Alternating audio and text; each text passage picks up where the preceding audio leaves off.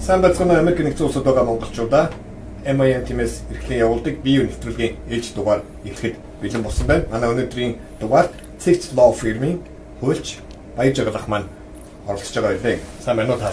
Сайн байна уу? Сайн байцгаана уу? Сайхан үлдэж байна уу? Сайхан үлдэж байна. Сайхан үлдэж байна. Америк нэгдсэн улсын ерөнхийлөгчөөр Дональд Трамп сонгогчтой холбогдуулан цагаачлалын асуудал нэлээд анхаарал татж байгаа шиг байна. Муслимуудын талбар уу, исламын шашинтай хүмүүсийн талаар одоо Трампын ихний тогтоол байна шүү дээ. Executive order хийсэн байна. Эндээс эхлээд ойлаа. Энэ юу болов? Тэгээд сая шинээр сонгогдсон Америк нэгдсэн улсын ерөнхийлөгч Дональд Трамп 1 сарын 27-нд байхаа өнгөрсөн 5 дахь өдөр яг 7 хоногийн өмнө executive action одоо монголоор бол ерөнхийлөгчийн зарлагт гарын үсэг зурсан. Энэ гарын үсэгт гол одоо байр эзэлж байгаа зарлагын одоо заалтууд ерөнхийдөө бүх муслим country бүх муслим орнуудыг лалын шашинтай орнуудыг хамааруулсан гэж бас ойлгож болохгүй. Нэр дурдсан 7 орн байгаа. Тэр 7 орноос ирж байгаа 4 хүсдийг мөн грин карттай байсан зүгээр одоо цагаачлалын бус визээр орж байгаа улсууд бас тийм 20-50 гэсэн тийм заалт орцсон байгаа байхгүй. Тэгээд тэр 7 орн л байгаа. Тэрэнд нь одоо Сомалия, Судан, Иран, Ирак, Либия, Йемен гэд ийм 7 орноос л одоо тэр ялангуяа дөрвж орж ирж байгаа Сириэс орж ирж байгаа улсуудад бас нэлээд хязгаарлалт тавьж байгаа юм л юм байна. За энэ дээр одоо Монголтой холбоотой ямар нэгэн акшн байна уу? Цаашдаа Монголтой холбоотой юм акшн гарах үзэл бий юу? Тийм Монголтой яг энэ зарлагт бол монголчуудтай холбоотой юм ерөөсөө байхгүй гэж ойлгож байна. Тийм. Цаашдаа гарч болох уу гэвэл болно. Гэхдээ монголчуудын эрх ашигт нийт одоо нөлөөтэй хамааралтай юм гарч ирэх үү гэд гарч болох уу гэвэл болно. Гарахаар бол ерөнхийдөө immigration reform хууль парламентын 2 танхимаар батлагдчихэж ингэж хууль гарах хэмжээнд л гарах болов гэж би төсөлж харж байгаа. Зүгээр ерөнхийлөгчийн executive яг энэ шиг тийм executive action-аар эрх ашиг хөндөгдсөн тийм асуудал дургаж гарч ирэх үү боломжтой юу гэвэл боломжтой ирээдүйд. Яг одоогийн байдлаар бол ямар нэгэн монгол хүн утга буцаад ирэх эсвэл Монголоос шинэ хүмүүс ирэхэд энэ тогтоол ямар ч хамааралгүй. Хамааралгүй. Би бол хамааралгүй гэж харж байгаа. Энд нэг юм асуулт байна. Эцэг их хууль бус байж байгаа хүүхдтэй болсон нөхцөлд хүүхэд иргэншлиг авах хэвээрээ байх уу? Энэ цаашдаа өөрчлөгдөх юм бодлого. Тэгээд энэ бол саяны ялангуяа ерөнхийлөгч Трампын гаргасан executive action тусгагдсан юм ерөөсөө байхгүй. Яг хууль ямар хэвээрээ байсан Америк нэгдсэн улсын нутагт дэвсгэртэй төрсэн хүүхдүүд иргэншлиг авдагаараа аваад явж байгаа. Ирээдүйд миний одоо өөрийн хүний attorney-ийн хуульчийн өмгөөлөгчийн хувьд immigration law-гаар одоо specialize хийж ажиллаж байгаа хүний хувьд би бол тэрийг ойрын хугацаанд тийм хөндөгдөх зүйл гарах магадлал маш бага гэж ойлгож байна. Би тэгж л харж байгаа. Грин картанд apply хийчихсэн ийм хүмүүс байна. Мөн засгийн газраас орлон муутай гэд бүртгүүлж гисэн ядуу ангилд хамрагдсан монголчуудад цаашдаа ямар нэгэн Трампын хувьд нөлөөлөх бодлого гарах болов хөвний хувьд одоо грин карттай холбоотой улсуудын одоо грин карттай монголчуудын эрх ашигт одоо нөлөөлөх хэмжээний тийм хууль тогтоомж гарахаар бол ерөнхийдөө хууль маягаар л гарах байх. Executive action-аар биш. Хууль бол парламентын 2 танхимаар батлагдаж гараад ерөнхийлөгч гарын үсэг зурж иж сая хууль болдог тийм. Executive action-аар бол хуулиараа үндсэн хуулиараа зааснараа бол тийм томоохон зар хүрээтэй immigration reform-ийн талын ямиг бол зайлшгүй хуулиар л шаардлага хэрэгтэй. Тийм л юм байна. Тэр бага орлоготой гээд тусламж авчихсан улсууд яаж нөлөөлөх вэ гэж асууж байгаа шиг байна тийм ээ. Тэгэхээр тэрэн дээр бол ерөнхийдөө ерөнхийлөгч Трампын тэр сонгуулийн урдах сурталчилгааны үеэр ярьж хэлж исэн тэр зүйлүүдээс нь ажиглахад бол ерөнхийдөө тэр засгийн газрын тусламж авч байгаа улсуудад бол нэлээд нэлээд одоо тийм хэмжээ хязгаар тавьсан, доошлуулсан тийм арга хэмжээ авах тийм санаатай, бодолтой гэдгийг тайлбарлаж ирсэн. Зүгээр жухам тэр нь ажил хэрэг болгоод executive action гаргаад эсвэл парламентын хоёр танхимтайгаа нийлээд хууль гаргаад явах тэр болцоо нь бол ерөнхийлөгчд бүрэн байгаа. Зүгээр ажил хэрэг болох уугүй гэдгийг нь бол би тааж хэлэхэд үнэхээр одоогийн хувьд бол хүнд хэцүү ажил л да. Одоо энэ парламентын дээд доод хоёр танхимч нь олонх нь аль намдаа байгаа юм? Бүгд найрамдах намдаа байгаа гэж ойлгож байна. Хоёулаа шийдвэр санаачлаг бол хууль болох магадaltaй л. Магадaltaй. Тийм. Тэгэхдээ цөөнхч гэсэндээ бас тэр нь цаад тодгор тавих ялангуяа олон нийтийн дэмжлэгийг хүлээсэн тэрэн дээрээс үндэслээд одоо даашруулах юм уу цаад тодгор тавих тийм улс төрийн маневр тэр талын юм бол бас болцоо хилдэ цөөнхт. Баярлалаа үзэгчдээ манай бие нэвтрүүлэг үргэлжилж байна. Манай бие нэвтрүүлэг Чикаго одоос эрхлэн гаргадаг Америкт байгаа монголчуудын дуу хоолойг дэлхийд заах зорилготой ийм нэвтрүүлэг байгаа. За Дональд Трамп ерөнхийлөгч болсноос хойш цагаас асуудал нэлээд хүндсэн учраас бид бүхэн Чикаго хотод хууль зүйн чиглэлээр одоо үйлчлэгээ явуулдаг Tsegts Law групын хуульч, өмгөөлөгч Баяржаргалтай оролцсон халуухан сэдвээр цагааталтай холбоотой халуухан сэдвээр асуулт асууж байгаа билээ. Та бүхэн асуултуудаа явуул комент хэсэгт нэмж бичээрэй. За манай дараагийн асуулт бол domestic travel буюу дотоодын нислэг онгоцоор аялахад ID заавал хэрэгтэй эсвэл паспорт заавал үзэх хэрэгтэй гэсэн зарим нэг одоо би сайн мэдэхгүй байна. Би нэлээд олон удаа сонсч байсан хүмүүс бол онгоцоор аялахгүй машинаар яваад байгаа. Тэр шуум буруу шуум байна уу эсвэл зөв байна уу? Тэр саяны executive actionтай холбоотой тийм одоо дотоодын аялал жуулчлал юм уу зорчих тийм онгоцоор ялангуяа онгоцоор зорчих юм дээр тийм тусгайлж гаргасан заалт бол ерөөсөй байхгүй. Юу нэг практикт тийм тохиолдол байгаа мэй онгоцон дээр чиний одоо виза чинь expired болсон байж тэгээ бариад авчихсан ч юм уу? Би бол хувь хүнийхээ хувьд бол дуулаагүй юм байна. Тийм, дуулаагүй. Юун дээр бол тэр дээр дурдсан тэр 7 орноос ирж байгаа улсуудын грин карттай улсуудын ч гэсэндээ барьж аваад садуулаад байсан байхгүй. Саяны өнгөрсөн 7 хоног. Тэгэхдээ тэр 7 хоногт нь тэр эсэргүүцэл их байсан учраас тэр хууль зүйн үндэс нь жоохон тийм сул байсан учраас ерөнхийдөө их амархан буулт хийсэн л дээ government. Тэгээд ерөнхийдөө нэг 290 хэдэн грин картаа орж ирсэн тоо байна лээ.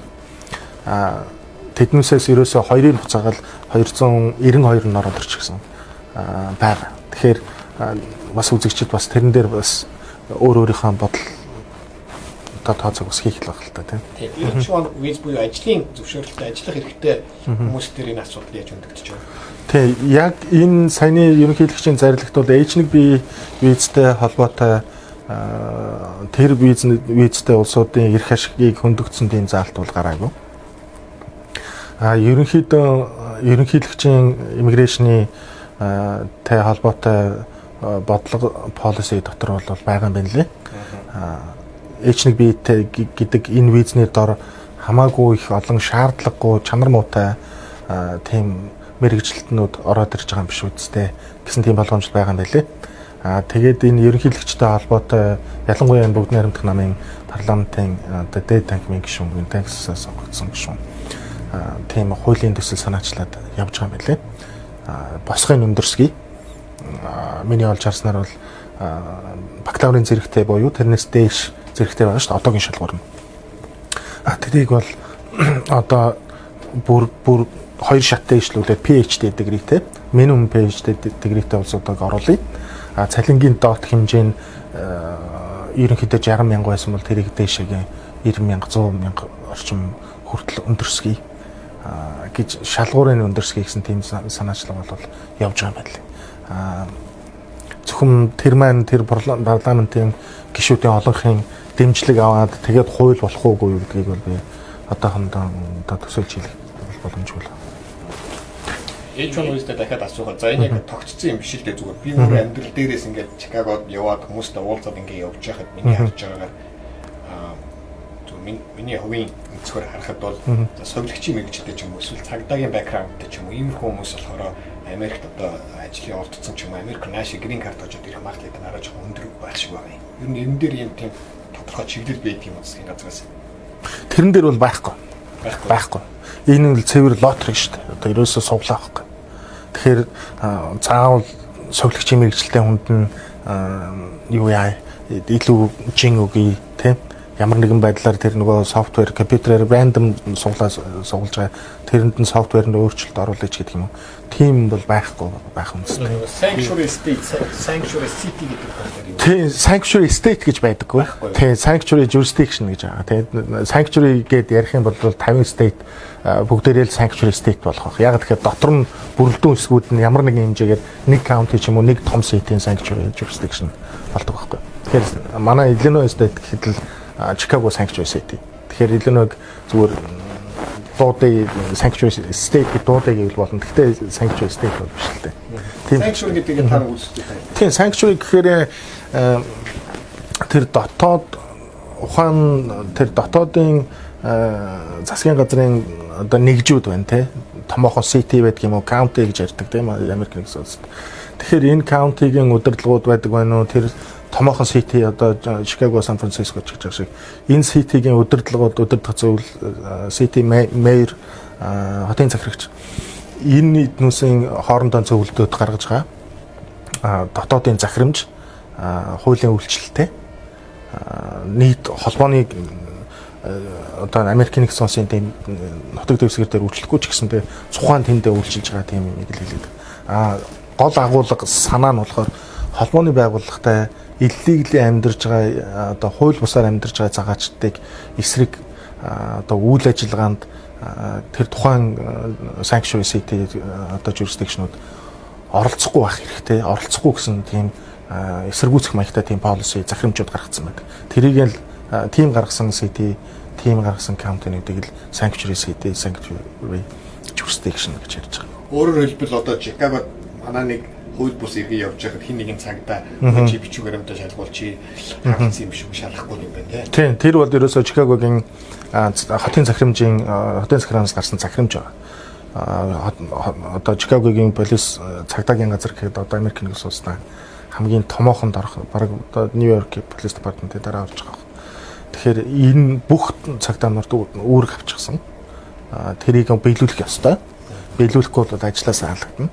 Тийм учраас хүнийг гудамжинд явж байгаа зогсоогоод хууль бусаар амьдарч ирсэн юм байна. Визээ харлуулчихсан хүн энд явж гин гэд тэр шалтгаанаар нь баримтлах юм бол тэр хууль бус энэ Чикагод нөгөө sanctuary jurisdiction-тэй тийм л гэж. Тэгээд тэрийг сургалтын виз F виз болгож өөрчлөх гэдэг. За. Тэр нь одоо нөгөө G1 виз юм шиг байна. J1.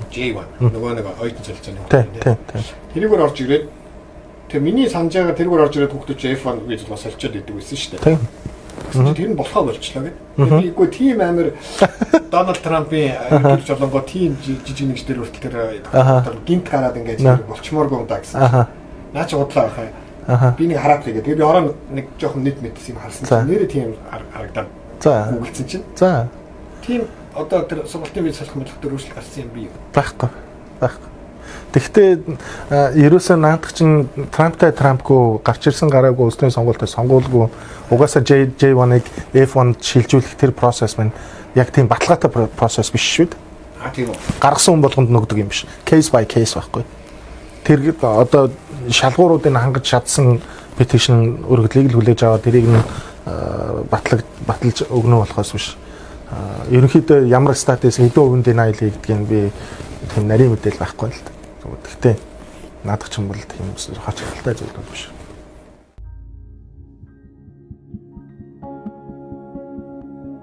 Яг хооны үднээс одоо Монгол залуучууд бусад орны залуучуудаас ямар төрлийн гэмт хэрэглөө холбогдох нь их хүн тиймэрхүү статистик байна. Тийм би яг над дээр ирж байгаа хэрэгүүдийн тухай л ярьж болно л доо. Түүнээс би өргөн үрээтэй тийм статистик авах тийм болцоо байдгүй. Одоо холбоотой юмнууд хамгийн их нь DIY хамгийн их нь тий согтуугаар машин жуулсан. Энэ дээр залуучууд маань бас их алдаа гаргаж байна. Тэгээ за гайгүй лүүдээ гэсэн маягтай явж байгаа л тийм энэ дээр орооцолдож байна. Хоёрдугаар бие биендээ санаатай голцол байна штэ. Гар урчиж байна тий. Тэгэхээр Монголд гар үрээд хүнд найзтан гар үрээд ч юм уу дургу урсан үнэ цохиж унгаад ингээд болоод яваад байдаг бол энд бол тэрийг өстой үздэг үү чи өөрөө мэдчихэж байгаа тийм. Тэгэхээр хүний бие зөвшөөрлгүй гар урсан бол хуулийн дагуу хариуцлага үлээх болчих гээд байдаг шүү дээ. Энэ чинь ерөөсөө дүрм хуулийн тийм. Тэгэхээр тэр хүн зодсон хүнд гар урсан хүнд халдсан гэсэн гэмтэргүүд бол түгээмэл тохиолддог. Дээрээс нь жижиглэнгийн хулгай гэж юм байдаг. Жижиглэн худалдааны хулгай. Одоо дэлгүүрч жаад за заримдаа санамсаргүй криминалчаад бичүүлгүй гарчиж байна тийм. Мэтчлэн иймэрхүү юмнууд бол энэ гурвал ерөнхийдөө их түгээмэлтэй харагдаж байдаг тийм. DUI за би өөрөө DUI авч үзээгүй л дээ. Эрснээс хойш сонсоход их олон монголчууд DUI авсан. Тэрнээсээ болоод амьдрал нь их хохирж явах шиг байна. Тийм. Энд дээр та нэг залуучуудад зөвлөд энэ DUI гэсэн ийм авалт араас нь ийм гардаг юм аа гэдэг. Тийм. Тийм DUI гэхээр одоо ерөнхийдөө DUI-тай холбоотой дугаар машин барьсан хэрэгтэй холбоотой ерөнхийдөө ихэнх стейтүүд ерөнхийдөө нэг тийм түгээмэл төстэй хуулиуд хэрэглэж байдаг юм ажиглагдаж байдаг тийм. А тэгвэл би өөрийнхөө мэдж байгаагаар Illinois дотроо явагдаж байгаа хуулийн дээрээ үндэслээд гарч болох одоо гар цохрол тухайн хэрэгт холбогдсон хүнд юм байдаг вэ гэдгийг нь зохис тайлбарлаж болох байх л та. Залуучуудад нэг хэлээд. За тий. Хамгийн нэгдүгээр мөнгөний хувьд, мөнгө санхүүгийн хувьд тий. За legal fee гэдэг одоо лойертой мөнгө төлөхөөс аргагүй болж байна. За тэрэн дээр бас л нэг 2500-аас 3500-ийн хооронд эхний удаагийн DUI-д холбогдсон бол тийм зардал гарч болох тал та. Дээрээс нь нөгөө шүүхт өгж байгаа торгуулийн хэмжээ. Тэр нь дээд хэмжээ нь эхний удаа нь $2500 торгуултай. Ерөнхийдөө амьдрал дээр одоо лойер нь хэрвээ зөв прокуроруудтайгаа ярилцж хилцээ тохиролцож чадах юм бол нэг 1500-аас 1700-ийн хооронд одоо тэр шүүхийн торгуул зардал нийлнэ тийм байж байна. Дээрээс нь хоёрдугаарт машин жолоодох эрхэнд нөлөөлөд явчихна тийм. Нэг жилээр эхний удаа л гэхэд чинь хэрвээ чи одоо тест өгөхөөс татгалзах юм бол санаатай татгалзах юм бол нэг жилээр шууд хасж байгаа шүү дээ. Эрхийн нас айчна. Энэ дээр их бас зөрүүтэй ойлголтууд байдаг хүмүүсээс сонсоо. За чи цагдаа зогсоох юм бол битгий үлээгээр яасан ч гэсэн битгий үлээгээр гэдэг хүмүүс байна. Зарим нь болохоор за үлээхгүй бол чи нэг жилээр яах авчдаг шүү. Хүчинг болчдөг шүү өмнө. Энэ болохоор чи яасан ч одоо түүний нэг sanctuary city гэдэг шиг би тэгж ойлгоод байсан. Чи чамайг зүгээр явж явах чинь random зогсонгуудаа чамайг шууд согтуу гэж цагдаа гөрдөх ирэх байхгүй учраас чи гүрийчэд бурууддаггүй маа гэсэн тиймэрхүү тайлбар байлгүй яваад байдیں۔ Үлээх үү дэрийг нөгөө улсууд бодлоод байдаг шалтгаан чинь жолооны эрхийн асуудлын тусдан шийддэг. Хууль цогтуугаар машин жолоодсон хуулийн заалт зөрчсөн гэдэг тусдаа хоёр тусдаа явдаг байхгүй. Тэгэхээр голцоод бодлоод байдаг юм нь тэр ухаан урд нь баригдчихсан те юу н эрхэн цослогдчихсан явж байгаа хоёр дахь баригдчихж байгаа бол тэрийг үлээхгүй байх нь зөв болно. Ягаад гэхээр тэр хүн чинь жолооны үнэмлэх алдах аюулгүй шүү дээ тийм үстэй. Аль ихтэй нь алдсан. Тийм учраас гэх мэтчлэн. Тэгэхээр хариулт бол янз янз тийм. Хөтлөгч ерөнхийдөө өндөрлөж байна таны хэлцээнд баярлалаа. Та энэ мэргэжлэр одоо хэдэн жил ажиллаж байгаа? Тийм би 13 оноос эхлээд үйл ажиллагаа явуулж гисэн энэ law office-ийг байгуулад үүсгэн байгуулад явуулж байгаа. Үйл ажиллагаа явуулж.